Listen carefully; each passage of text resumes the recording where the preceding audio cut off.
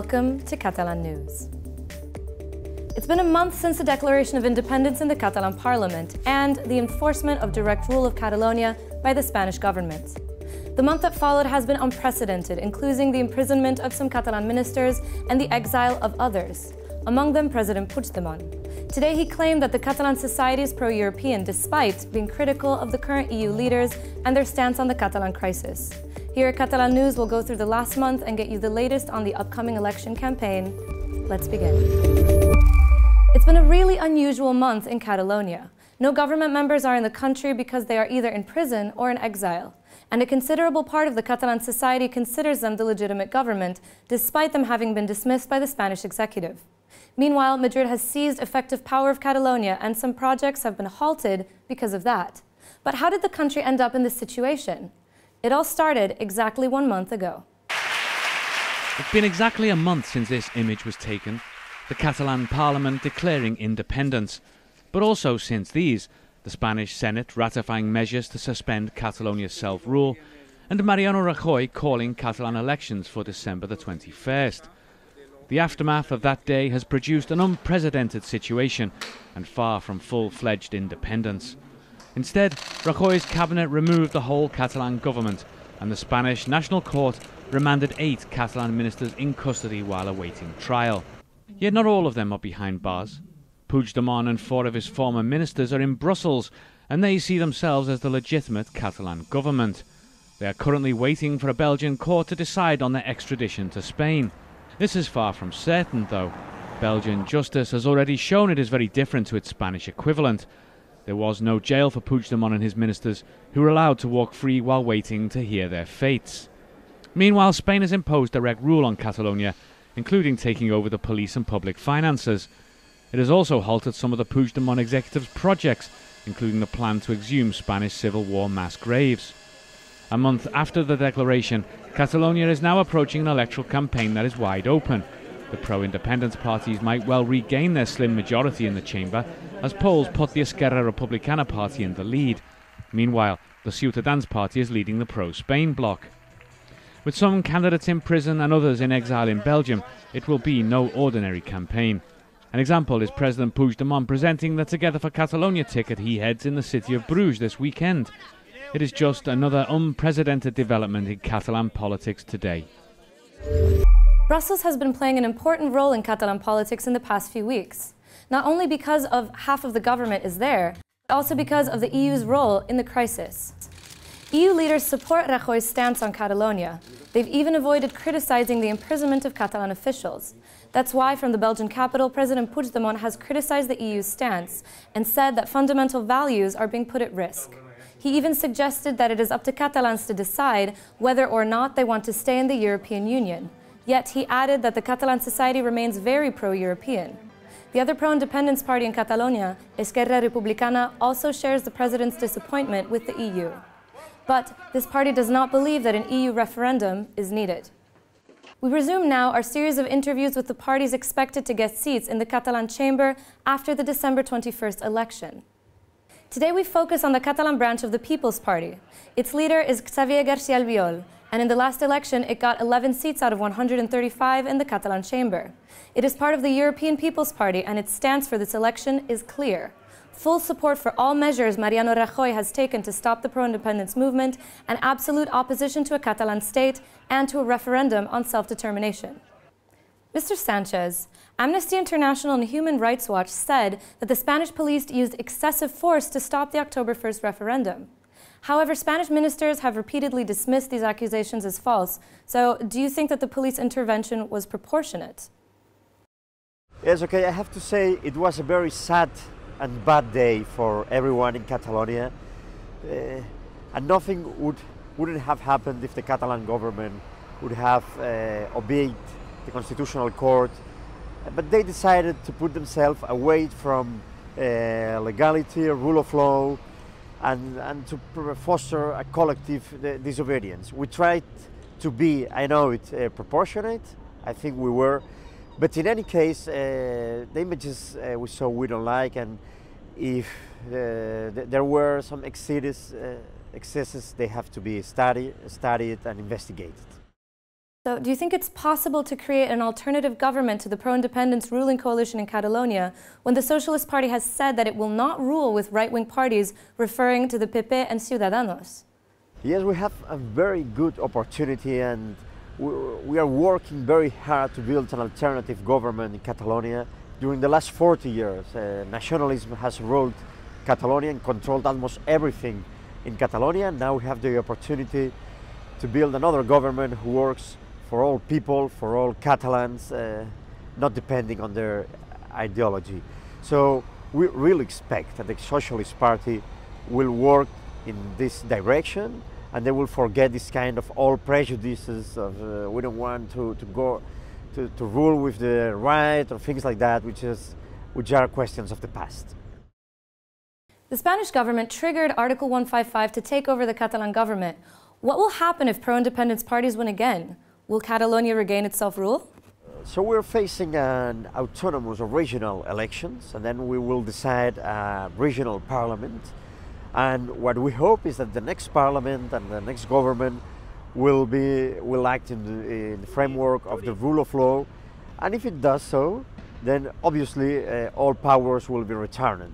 That's our idea, and of course, well, if there is an independentist government, a nationalist government, but it works in the framework of the rule of law, of course, all powers will come back to Catalonia.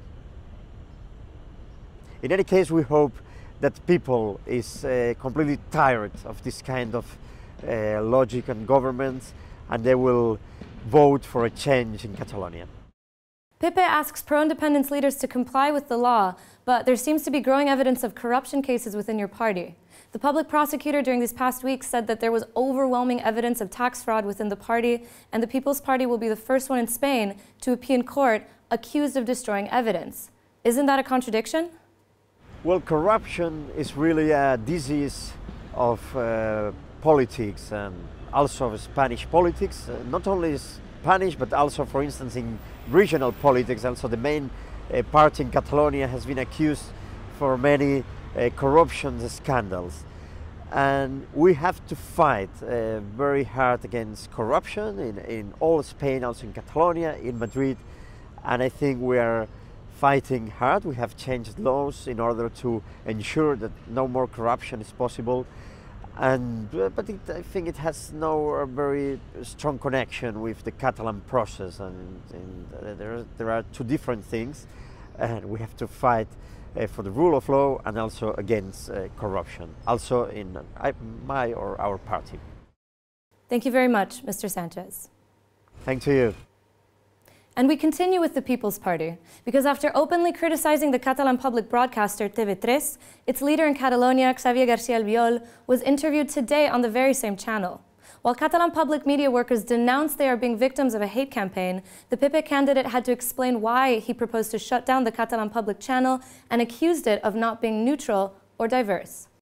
The Catalan public broadcaster has become a key issue in the run-up to the election campaign. In his first interview on TV3 since openly criticising the channel, the leader of the Catalan People's Party accused Catalonia's broadcaster of not being impartial, while he had to explain his proposal to shut down and reopen it after hiring normal and diverse people. Even though he later said that his words had been misunderstood, he nevertheless insisted that TV3 is a tool of the pro-independence movement. Yo quiero cambiarla de arriba abajo TV3, porque TV3 se ha convertido en un instrumento de agitación independentista, un instrumento en favor de una ideología y que única y exclusivamente pretende en estos momentos agitar a la población. Despite being the most watched channel in Catalonia, allegations of a lack of neutrality and diversity at TV3 are far from new. The PP and Ciutadans parties have regularly challenged the neutrality of the channel, but TV3 journalists denounce what they consider a hate campaign, and they're even looking into the possibility of filing a lawsuit against the Catalan PP leader for an alleged crime of incitement to hatred.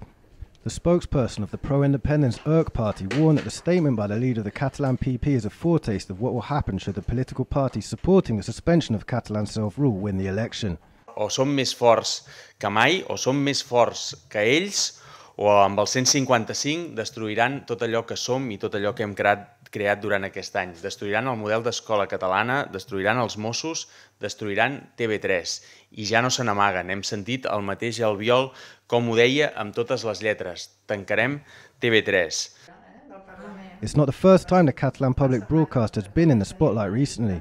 When the Spanish government decided to suspend Catalonia's self-rule, Rajoy's cabinet's initial plan was also to take over the Catalan public media, including TV3, arguing a lack of neutrality. The head of the Spanish prosecutor's office in Catalonia, José María Romero de Tejada, passed away today. He died of pneumonia at age 69. His death came only 9 days after the Spanish Attorney General, José Manuel Maza, died suddenly in Argentina. While Maza was the state's leading prosecutor against pro-independence leaders, Romero de Tejada was his counterpart in Catalonia. He ordered the Catalan police, the Mossos, to seal off schools that were to be used as polling stations during the independence referendum, and also to identify the people responsible for every center. Right now, the Catalan police is under the control of Madrid, but it's continuing to operate, including the Mossos' big operation today. 2 people were arrested in anti-terrorism raids in a town south of Barcelona. They were accused of condoning or glorifying terrorism as well as promoting terrorist attacks. The detentions come after the mid-August attacks that left 17 people dead. Let's move on now to culture. The graphic novel is older than you may think. Turn-of-the-century Catalonia already had the auca, an illustrated narrative form. One of the most iconic was published in novel form and then as a play, and this year it turns a century old.